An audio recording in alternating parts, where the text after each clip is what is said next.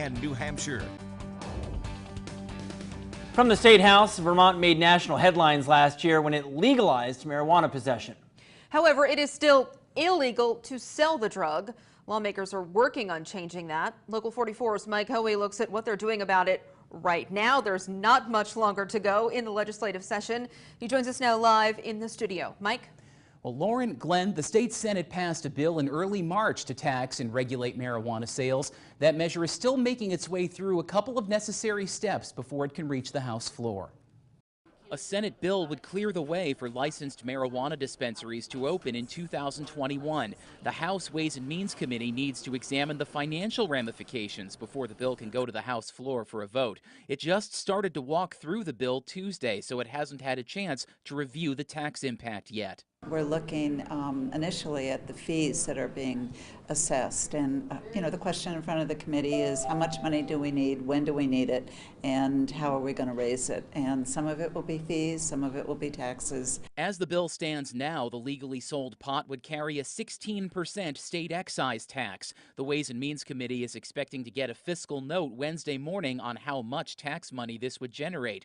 Individual communities could add an additional 2% local option tax. The bill would also create a 5-member state control board to oversee production, distribution, and sales, much like what the state already does with alcohol. And we're really looking at every aspect of the bill, but we're going to limit the changes we make to the revenue parts of the bill. And so it's it's important for us to understand how the pieces work, because that's the only way we can understand the revenue. Governor Phil Scott has said publicly that he won't sign the bill unless it includes saliva testing for drivers.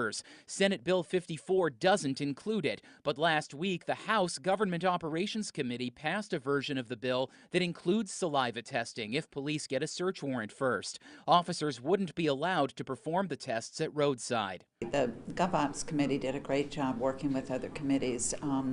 Always has to go into Ways and Means, and it has to go into Appropriations. Representative Janet Ansell says she doesn't know if Senate Bill 54 will get to the House floor before lawmakers adjourn for the year. We're going to do all the work we can as quickly as we can, and I don't want to handicap it. Again, House Ways and Means has not been briefed on this yet, but the Vermont Joint Fiscal Office determined last week retail marijuana sales would generate $4 million to $7.7 million of state tax revenue in the first full year.